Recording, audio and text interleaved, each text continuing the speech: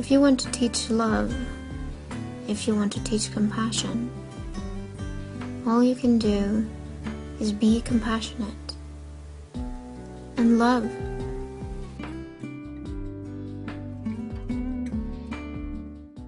I was getting a message that we are the walking scrolls. We are the walking tablets. Like, it's in us, and it's about, because a lot of stuff has been distorted from the past. A lot of our tablets. We are the Rosetta Stones. That's it. We are the Rosetta Stone. We are it, and it's coming through us. And also, you'll find that, you know how we saw this phenomenon in our light language group, but sometimes people speak light language and they don't necessarily know the message. But then there's other people who don't speak light language, but they understand it. They're translators. Totally. Yeah. Like, some do both, but I know some that they are sort of givers, they are receivers, and they are both. And they are coders, let's say. But they are people who do signs, sign languages. There are other people who do only tones. Yes. And they don't speak the languages themselves. There are other people that bring it through instruments, through music. And people, because they are playing an instrument, they don't consider that they are channeling. But they are channeling because it's the same, it's frequency. Also, beloved, like, stories and books that were written, to me, were so coded. So these books were fantasy books. But honestly, I feel like I read them because they activated me just as a teenager, as a child. But Lord of the Rings is a great example of something that has to be channeled because he wrote the whole Elven language. Like that to me is light language when you really... Right? And so I read that when I was like in grade school as a kid. That totally activated me. Like, you know, I was blown away by the letters. I was blown away by the language. They always existed. We just didn't like everything, really. I think everything was there. And we just didn't want it to pay attention to it. And because if we didn't pay attention to it, we thought that it didn't, or we still believe that they didn't existed, but they've been there all forever, like everything else that hasn't been discovered by scientists. A scientist maybe cannot prove that that my mom is here, my auntie and my grandma here, but I feel them, that they are here, their presence are here supporting this. And maybe not in 2022, but maybe in 10 years' time, there will be a machine that can detect that there is blue light around me. And then they will say, oh my God, actually, this is what people were talking about, ghosts, about spirit guides. They were not crazy. Actually, these people, they deserve our credit because they've been treated like crazy, and actually they were able to see it and sense it with their own eyes, or third eye, or with any other sense, and we just didn't know how to perceive them. And I think that happens with everything, really. With everything, entirely everything, even the things that you and I we still don't believe. There are things ahead that we have. That's what makes life exciting as well to us. That we are step by step also amplifying and opening more our senses and discovering, as spiritual scientists, what's going on here. What's going on? What things move around? Why I'm feeling my mother more and more in this way, and not in the way I used to feel her. Like there are things that are with this frequency that is changing in Earth, with this frequency that people call Ascension, or we call Ascension. There are things that are allowing us to perceive everything better and everything in more like a grandiose. Now, the thing is something different. Is if we, let's say that you get into trans channeling, Yeah, Mm-hmm. in that situation, I will do my best to don't make any noise. Oh, And yeah. I will do straight away, I will do what you did. Yeah. Why? Yeah. Why I will do that? Because Yeah. when you're trans-channeling, like you say, you put your consciousness in your aura. Mm-hmm. So in the beginning, it's okay. In the beginning, it's okay because there is a transition from going from the conscious mind to the aura. Mm-hmm. But there is a moment when you totally go and you really leave your body. Yeah. And then if something happening in this side that is sudden and like a noise, big noise. Yeah, The consciousness come back very fast. Yeah, I and know. That, I'm not sure if it has happened to you already, but that causes even pain in my heart. And a pain that it can last even 6 hours in my heart. It's a shock.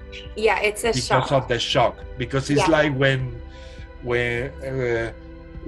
someone really freaked you out with something that you don't expect, and you were very sensitive, like when you wake up, and you don't expect that, and it really it makes you feel like you're gonna get a heart attack. Yeah, boom, boom, boom, boom. And I get the boom, boom. Yeah. So sudden that it creates even a piercing feeling. And that's why in those cases, I do make sure that everybody, that's why I say also in the light languages groups, put your mics in silence. Also, when people come in, I set up the Zoom, their microphone muted. It's already set up from Zoom, from outside. And it's because of that reason, because the character of what we do is related to channeling. And that, from my own experience, can be painful if something like that happens. It's not... It's something genuine, it's something natural what we do, but there are certain things that are delicate. And with those delicate things, we need to also take care. Yeah, it's our, and it's taking care of our light body. That's taking care of your energetic system. Exactly. And it is delicate when you get shocked back into it. Absolutely. You feel that's why we say, I feel vulnerable. It's the moment that you are the most naked person in the planet, really. When that's why I mentioned before that because of you guys, that you create that atmosphere of feeling like at home, is because I can literally leave my body and do this trans-channeling. Otherwise, honestly, I wouldn't even dare. They're asking me for popcorn. But I have to make it, so I'm like later, because it's still early. I'm like, you don't get popcorn till much later. And we already had dinner. I was like, you're fine. Like, they're just being funny. But anyway, they want popcorn anticipated. Right? Come on, Mom, we need popcorn. I'm like, yeah, but like not for another 2 hours. You're fine, right? They want to accelerate the... They want to make sure. I tell you something. They are not only asking for the popcorn. Okay. They feel this energy. They have this connection with Mom. Yeah. And if Mom raises her frequency, they come to interact. So every time I have a hypnosis session where I'm doing a presentation of it, obviously when I do the hypnosis session, I ask that nobody should be there, nobody can interrupt, and all of that has to be secure in the beginning for the same reason of channeling. But when I'm doing the presentation, which is something more informal, all children come. All children come here to meet me and to meet who is Mom with. It's like that curiosity, but it's normal. It's normal because the child feel like Mom is there, and when I come into the room, I can see that Mom is shining. Yeah. So that makes me curious. Why mom is shining? Yeah. It's not that mom is not shining the rest of the time, but sometimes when we meet, we create even more. Yeah. That's what we do, actually. I mean, I'm not saying sometimes, so all the time we do this, actually. Yeah. And yeah, do you remember when you were a child that was something that was attracting you? Because we were guided by like an antenna, we were like guided by emotions and feelings. And so wherever we were feeling our parents like with a smile, we wanted to be part of it. We wanted to be connected. That's true. That is so true. I could even hear my mom, like, because she would be talking on the phone sometimes and I would be going to bed at night, but she'd be so happy on the phone. I'd be like, who is she talking to? And why is she so happy? Right? But she would just be talking to like either family or relatives or someone that she hasn't seen in a long time. But it was so like it was different than the way she would speak to us when she was tired home from work, right? Like she was full of energy. So thank you for reminding me of that. That triggers the curiosity within us. Yeah. That triggers, and it's not a mind thing, it's a heart thing. It's so beautiful, it's so beautiful, really, because when those are the memories that I have in my heart from mom, and that's are the memories that kept me going in this life, really, through everything, through the difficult parts. Those moments when I was feeling and detecting adults talking in a high vibrational way, which is what we needed really all the time. But this is this is what happened to your child. Is not the popcorn is an excuse. That's so funny to come back in, right? But if for example, I went to this parents, this friend of mine who I met playing basketball. Well, I met first the boy playing basketball, and then the boy went to the father and he said, there is a man from Spain who play basketball there and he's teaching me how to play. And then he grabbed his father, he brought it, and then we became friends, his dad and I.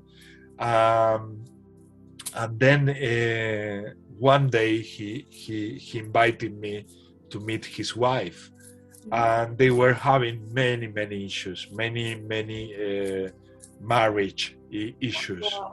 And then everything started coming out. For some reason, I became a container. I became a container of all the problems they were dropping there. Well, the boy made himself feel sick. And he used that to call the attention from both parents who were talking all that negativity, and they were depositing this negativity on me, actually. But he got that attention, and then he created the space in the same living room. The parents put him in the sofa, in the couch, and they put a blanket and they give him water. They put something here also in the forehead to cool down the warmth. But then we continue our adult chat. And the chat and the boy was already there. And then I was from times to times, because I was sensing already what I just told you about your children. I was sensing, is this happening again? Because honestly, they never fail. They are antennas like we have been since we were children. We just maybe forgot to be the best receptors, or the receptors that we were, but eventually we are recovering all that back. But then I started looking and observing the boy, and the boy, he wasn't showing symptoms of being sick at all. The boy was looking at the ceiling and he was moving the eyes, processing information, and with all his antenna connecting to the adult conversation, because he wanted to be there. He wanted to be. He wanted me to hear the truth of what is really going on between his parents. So first I became aware. Then after 30-40 minutes, he started intervening already. No, mom, you didn't say that. And then, no, dad, you are saying something now. So he started monitoring the situation and supporting the advice and the therapy that was bringing to the moment. Wow. So this is how incredible they are. Yes. When they sense that the person who come to the house or the person that they share the basketball with, they vibrate in a very, very similar level that they do. So they say, this is the opportunity to help my father and my mother. And he made himself sick in order to be there in the room, in order to assist the whole session. That was really, really one more experience telling me how much children are part of this. Oh, yeah. And we still think they are the children of the future. No, the future is already here and it's already happening. If you adults want to see it, if you don't want to see it, it will be always in the future. But you open your eyes and you try to really be sensitive about what is going on, you will see and realize that we used to call the future is not the future anymore, it's here. And the children that we call the children from the future are the children from the present. They're not the children from the future anymore. And they are here. So if they are here, means that we adults, we need to also activate ourselves and start collaborating with them. Because if we don't collaborate, first they suffer, they get lost.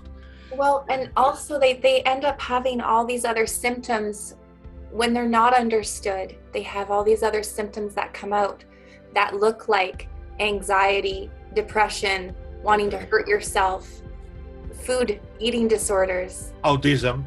Right, autism. That's something that that is misunderstood for sure. But what I found is that these newer children that are entering the earth, if their parents don't understand them, they start to exhibit all these signs of wanting to be heard, but they don't know how to tell their parents who they are. So they end up coming out with all these other things.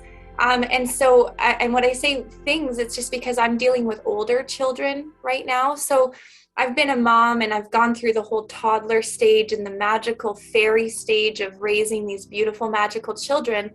But now I'm at the stage where they're starting to develop their own personalities, and it's time for them to start navigating this world.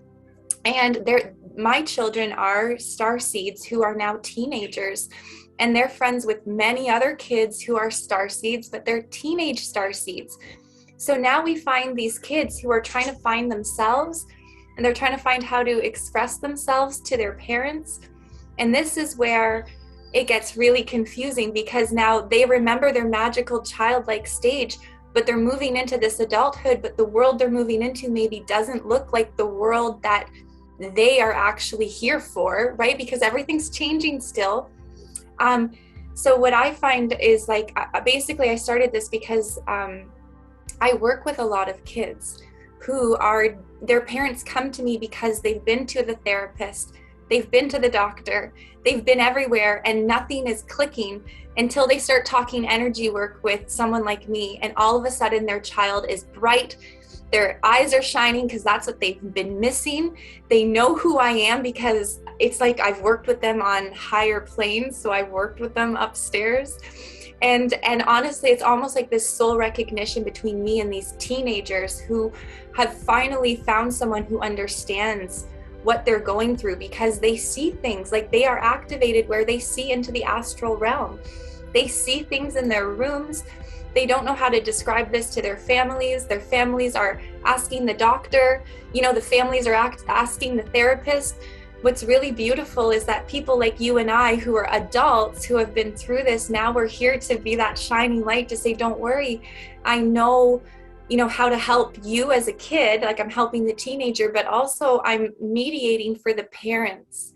Because how, as a teenager, how do you tell your parents that all this stuff is happening to you when you know that the parents are going to think they're crazy? But if I'm a fully functioning, embodied, spiritual healer, and, you know, I've got a good head on my shoulders, I'm grounded, you know, I'm an active mom, I'm a healthy mom, and yet I believe in all this stuff, all of a sudden these parents are like, what?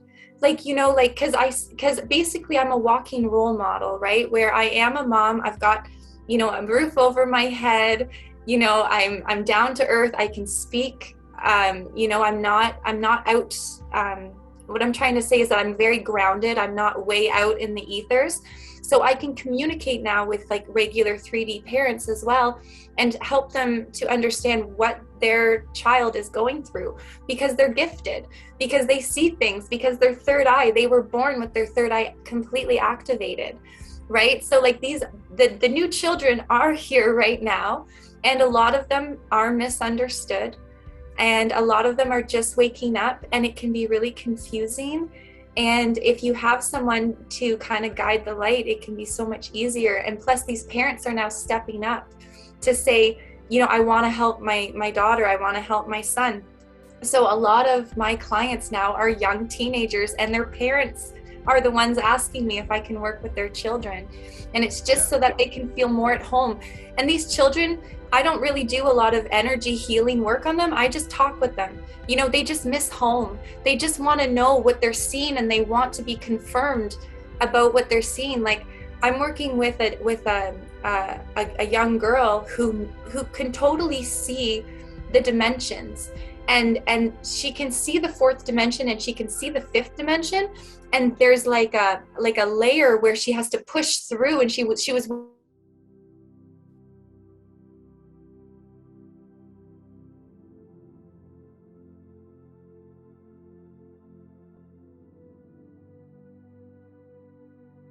frequency band that's really heavy and dense down here, and that's what she was experiencing, but she just didn't know what was happening. Have you noticed that the whole thing stopped? No, I didn't notice until now. From the moment you started talking about this girl, you can see the dimensions. It stopped, and well, to me, these are confirmations. The energy is raising. What you are saying is so truth, so much truth, is so much vibration that these devices cannot take it anymore. The internet cannot take it anymore. Is your internet going through cable? So I'm on Wi-Fi. I don't have a cable. Okay, you are in Wi-Fi.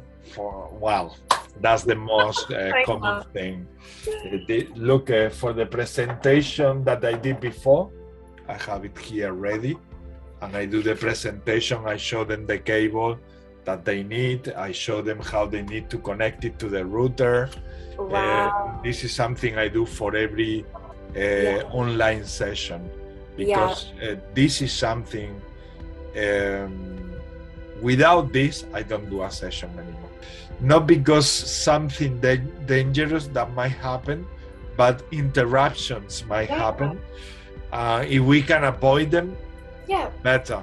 And plus, it would be better for the psyche to go into trance and have the whole session without being exactly, and right? go even deeper. Instead of taking out constantly the psyche, no? Because the deeper you go, the deeper you can do also the healing, and the less resistance the conscious minds offer. Yeah. Yeah. So this is what happened when, for example, when we are playing music, we also get in that trance state. People who dance doing like the Sufis. Yeah, the Sufis. I was told to do that when I was first waking up in my ascension. My guides told me to do all kinds of things, and I think it was good because it helped me to trust them too. But doing the circles was definitely something that they told me to do. And they was training though, because they told me that I could spin in circles, but then I shouldn't feel dizzy. Like it's actually because like your reality isn't spinning, so you should be centered enough after spinning to not feel dizzy. And so you can do it because you've got your eyes closed. You can tell yourself, I'm not spinning. Like after you're done spinning and like it feels like the whole world is still spinning, center yourself and say, no, that's not spinning. And that teaches you, I don't know, balance. It teaches you, I don't know why they told me to do that, to be honest.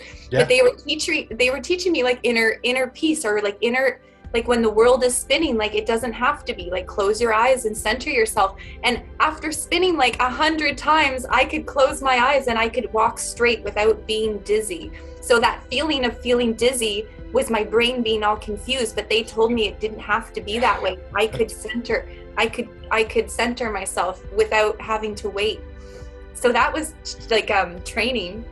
And they also told me to drink salt water. Like so it was actually the pink Himalayan salt. They just told me to put like a teaspoon in my glass of water because I needed the minerals. But more than that, our bodies are electrical, and salt helps the electrical current. And they were telling me that I was depleted in not just sodium. It wasn't sodium. It was the fact that these electro minerals that I needed from the pink Himalayan salt. So every morning I'd have a teaspoon of salt water, which doesn't sound very pleasant, but honestly, it got my body through these upgrades, because our bodies struggle, right? Like I was saying before we started recording about waking up in the middle of the night being completely wet with sweat to the point where I could wring my shirt out.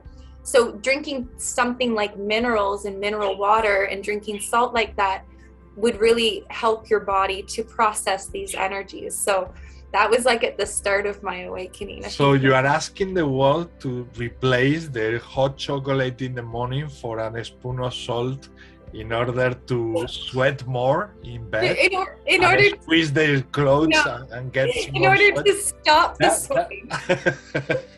If you happen to be sweating, drinking salt might help. But really, we're depleted of all these minerals. That's where it goes. Yeah, that's so funny. Yeah, give up your morning coffee. You don't need it. Just get that spoon of salt there and sweat. Sweat it all out. Yeah, that's one method. It is.